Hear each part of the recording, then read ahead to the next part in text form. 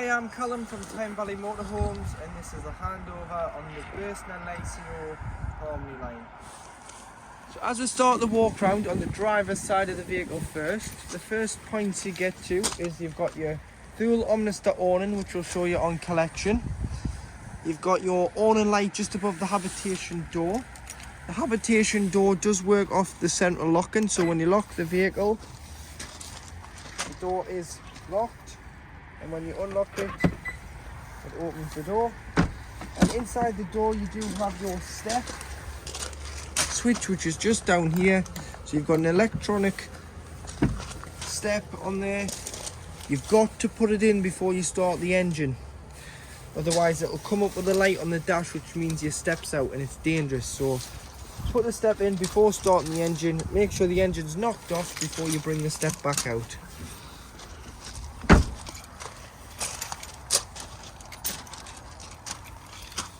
Little key opens your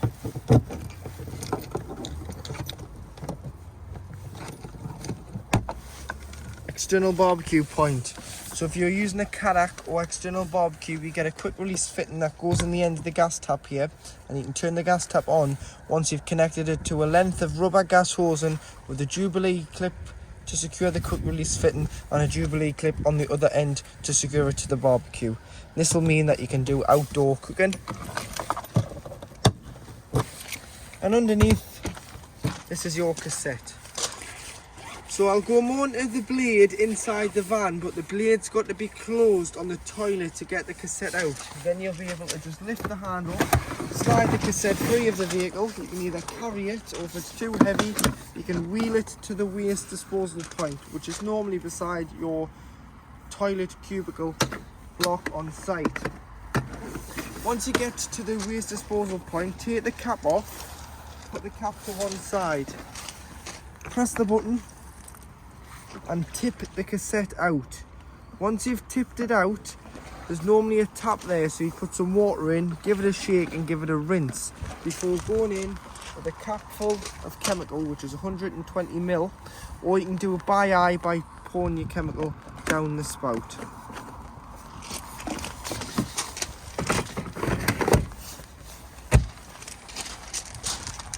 Further back, you do have an external TV point. So you've got a fit in there and a 12 volt, but this is a Continental 12 volt, so you will need the adapter to make it into a British bigger 12 volt end on there. So that's if you're going to a super site, you can connect to their aerials instead of using the aerial on board the vehicle.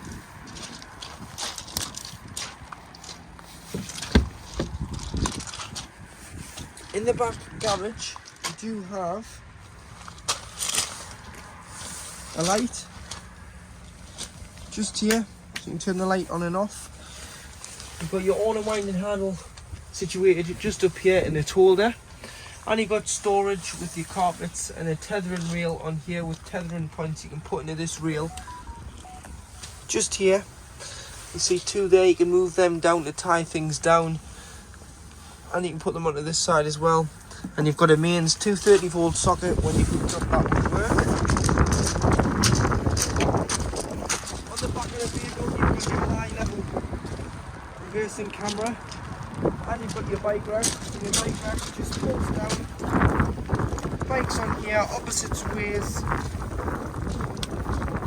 These through the spokes to tie the wheel down to the wheel, and then these through the crossbars. Making sure that you put a bike security lock around the bikes and the bike rack to stop the bikes from being stolen.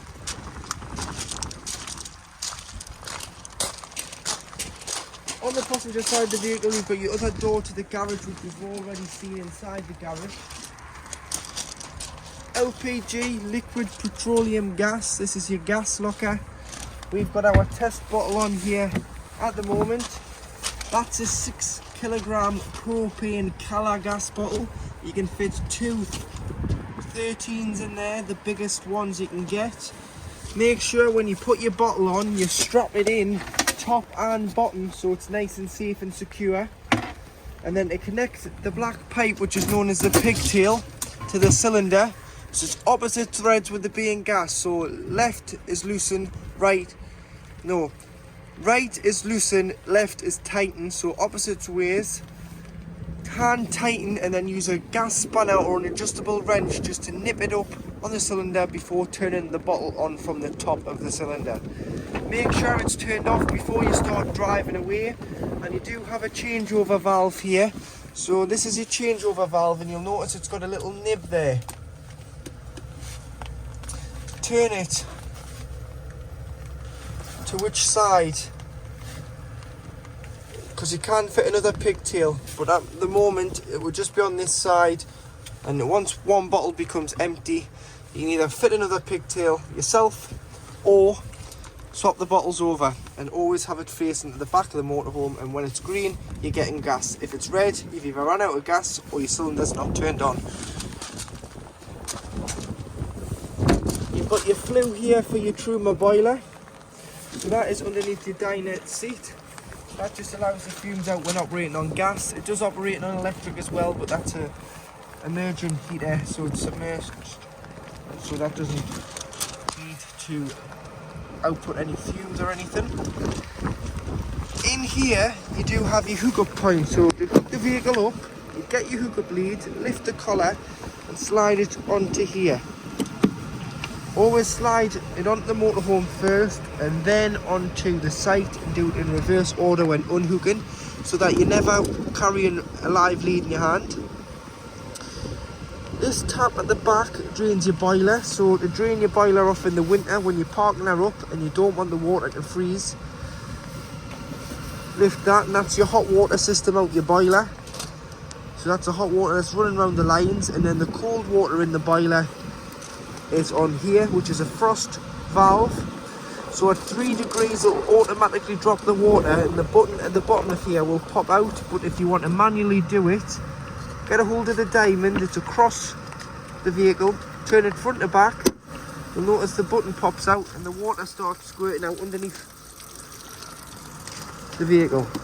To stop that, turn it back and press the button, and that will hold the water in the boiler. But make sure you drain off this one and you lift that one up, just to stop any water from freezing in the boiler and hot water system. Should that button not stay in because you're doing it in 3 degrees or less temperature, heat the area first with the blown heating. So on the heating inside, which I'll show you, just put the heating on without the water. This will heat this area and that will get warm, so then you can then shut that valve. If you want to drain your fresh water off, you just turn this valve on the top. That's what's coming out. That's your fresh water that you would fill up with a hose pipe by putting your hose into here and filling with cold water when you arrive on your site, or if you're going wild camping you'd fill up at home. You can get into the tank for cleaning here once a year or so. Dirty water, which is your wastewater valve, is just here. So you drive over the designated site grid on the way out of your site, use the key which is here, and you'll be able to crack your wastewater open to drain off. Always leave that open ajar when you're travelling home, so it will rock any loose water out, and make sure this is drained off in the winter to avoid it from freezing, causing any damage, as it's not covered under warranty. As frost damage is your responsibility, not the manufacturer's, so drain off the waste, the fresh, the boiler and the hot water system. Here you have your diesel filler on the passenger door. So to fill with diesel you use the main Fiat key, and then underneath, because it's a new style diesel engine, it does have the AdBlue additive. It's a 19 litre tank, and it'll indicate on the dash with a light between the temperature and the fuel gauge. It looks like an exhaust light when it's ready for AdBlue. 19 litres, it'll hold. You might just want to carry a little 10 litre tub with you in your garage if you're going further afield, but you can buy that on the pump or in the bottles. Tyre pressure, so 5.5 bar, front and back, which is 79.5 psi. engine batteries underneath the carb floor, underneath this panel. So if you ever need to get to it, lift the panel off in the floor and you'll be able to put a charger on or replenish the battery. And your bonnet release is on the side of the dashboard.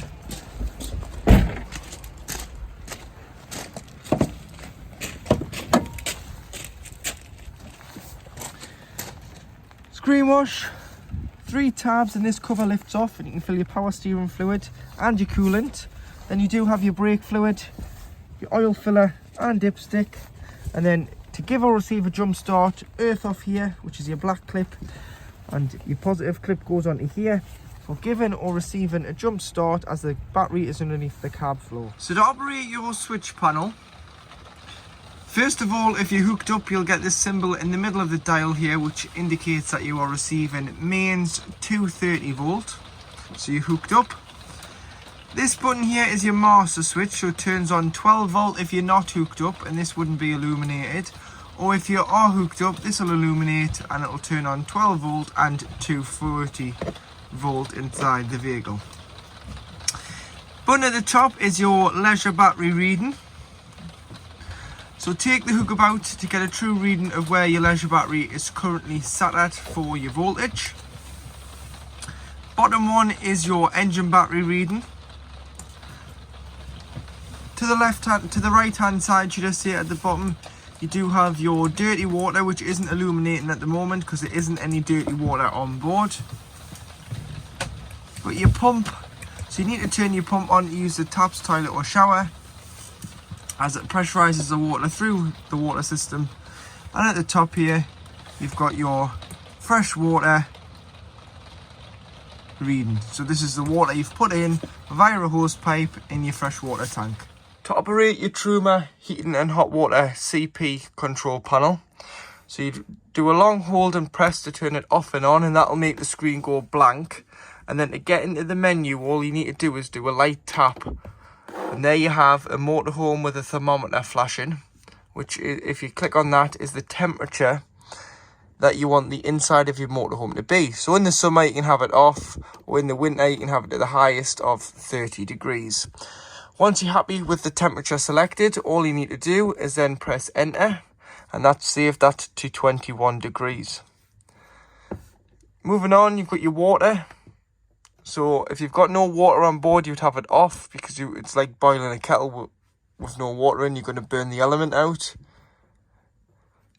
Eco is 40 degrees of heating the 10 litre boiler. So you've got 10 litres of water in the boiler at any one time. This will heat it to 40 degrees. Should you click on hot, this will heat the 10 litres to 60 degrees. And then you do have boost, which will turn off the heating and prioritise the water first. So for this, we'll just say hot, because you want the heating and hot water to run together sometimes. Next source, you've got what source you're currently using. So whether you're using gas, if you're wild camping, you would use gas because there would be no other source available. Mixture 1, which is 1 kilowatt, which is 750 watts of mains power and gas. Mixture 2, which is 2 kilowatts, which is 1500 watts of mains power and gas. You'd use this more in the winter if you're in desperate need of heating your motorhome or the water. But failing that, you can use EL1, which is 750 watts of mains electric, or EL2, which is 1500 watts of mains electric. Normally you would use EL2 on more sites that give you 16 amp. If you get a smaller feed, you may have to use EL1 just so it doesn't trip the site or trip your van. You may have to use EL1 abroad as they're not as generous with their electric. You've got the fan in the top corner, so you can have it on Eco, which is a smaller feed of 12 volt. Or you can have it on high, which will use all the fan speed and you'll hear it a lot louder. So Eco when sleeping as well is great. High will boost the heating around the van, as it'll use all the fan speed on high. Timer in the bottom left hand corner, so you can time it to come on and off just the once though. Change the time on the display panel, so when the clocks go back and forth you can change the time.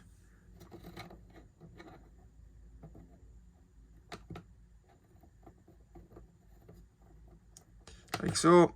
And then should you get a warning triangle in the middle, you can go to the settings and go all the way down to reset, press enter, it'll say preset, press again, and it will restart the control panel.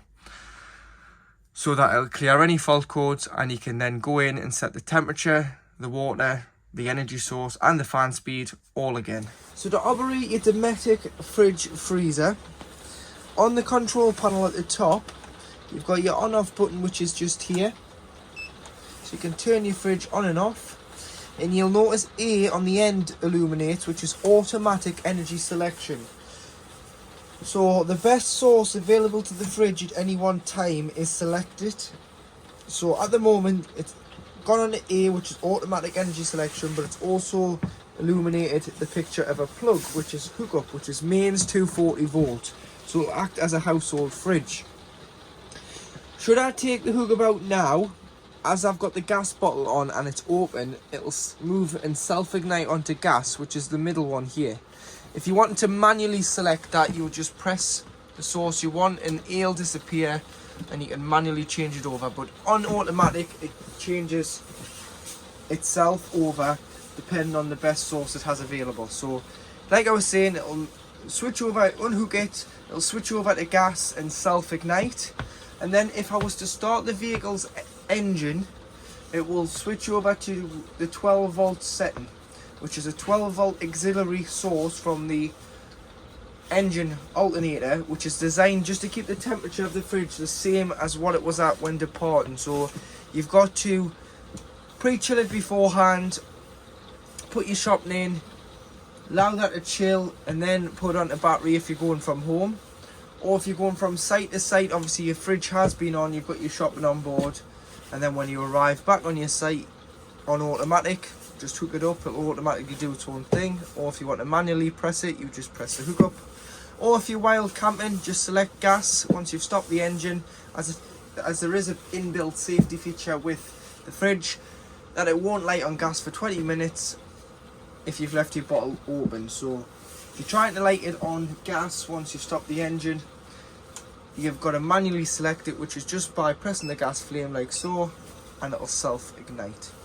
This is your temperature here, so 5 being full, so that's the coldest setting which you'd have on if you were pre-chilling. And once you pop your shopping in, if you just turn it down to 3 or 4 maximum, just so it doesn't freeze the fridge. And then one last thing with your fridge, if you do just leave the door ajar when you're not using it, so when you come to park it up for a couple of weeks and you're not using it, turn the fridge off, give it a clean out if you want, pull this out to there, and as you can see there, the door's loose, doesn't shut the door against the rubber seal, so no air can be trapped in there and cause any smells within the motor. So in your kitchen area, on your sink, you've got your slide out sink cover. So this is a fixed sink cover, but it acts as extra worktop space when you're preparing food. As long as you do have the pump on, you'll be able to use your water system. And this is your hot water working there, so the water is warm.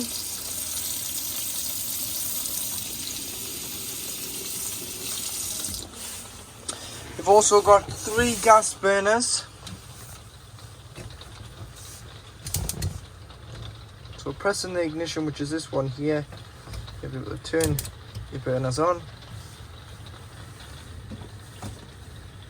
And then once you've used them, always make sure that you allow them to cool down once they've been turned off before you put the glass lid down, because this is glass, it will shatter should you put that down too soon. Toilet roll, kitchen roll holder.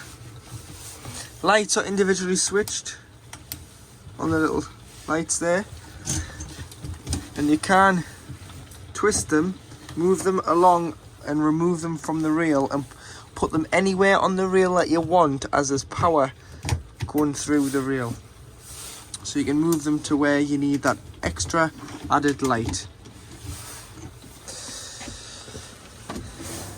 Cutlery tray, oven only with the light here. And to open the oven door, lift the stopper up, bring the door down, and then inbuilt ignition on the dial to light the oven.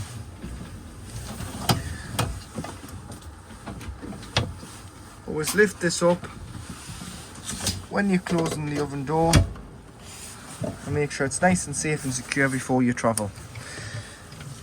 Underneath the oven you do have your electric trip unit, so your RCD and your MCBs, which is just in here.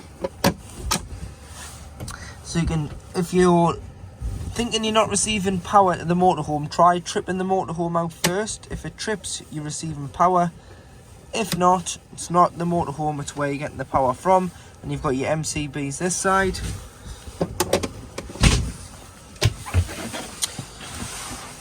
Under here,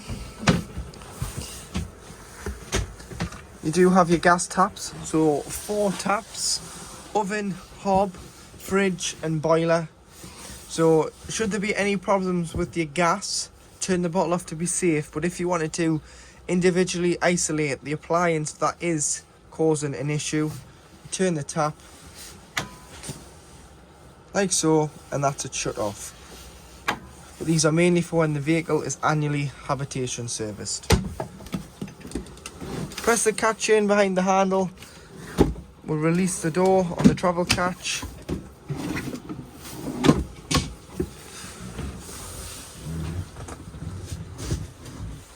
So in the toilet area, just underneath the toiletry cabinet, you do have your light switch.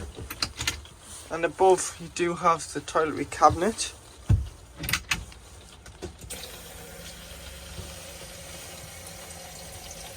This obviously shows your bathroom tap working, and that water is starting to get up the temperature there. So your boiler system is working correctly.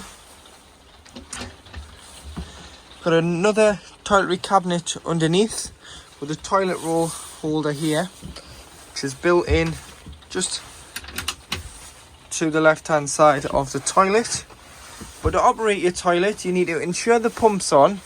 Press the blue button, which is a flush from your freshwater system. So that's where you fill up with,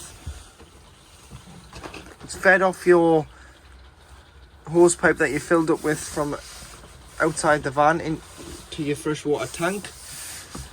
You press the button, flush a little bit and put a little bit of water in the toilet before you even think about using the toilet. And then open the blade, which is this grey lever, so you need to slide it towards you. You can now use the toilet because everything's going to go into the cassette, and that water helps lubricate the blade so it doesn't stick. And then flush after use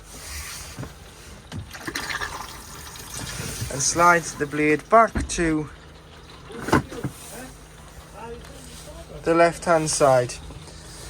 When the cassette indicates that it's full, it'll illuminate here with 3 green lights, whereas you need to take it outside, empty it at the designated point on site, rinse it and replenish with chemical. To the opposite side of the toilet, you do have your shower cubicle. So make sure the shower screens are always tied back before you travel. Stops them banging around and causing any damage. And make sure when you winterize the van, you just unscrew the shower head from this hose and put this hose, lie it down in the shower tray so it's not up onto the holder. So no water could potentially freeze in this pipe, leaving the mixer tap open. And be careful when you're cleaning out your shower cubicle. This gloss white and the matte white, you don't want to use any harsh bleaches on there because it will dye and discolour the white finish. So make sure that you just use soapy water and a light microfiber cloth, nothing harsh, nothing bleachy, because it can discolour and cause damage to the plastic finish.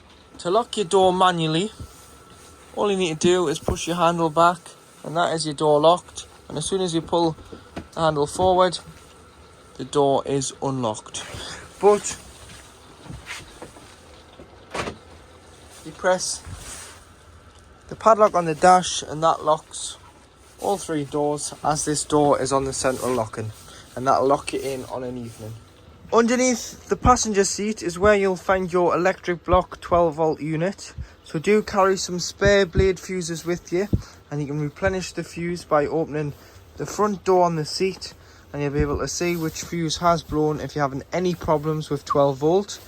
And underneath the driver's seat you do have the location of your leisure battery. So if you ever need to get the leisure battery out to replenish it, take it out of the vehicle and change it, the seat needs to come out, which is 4 Torx bolts, 2 at the front of the runner and 2 at the back, and the seat will lift off.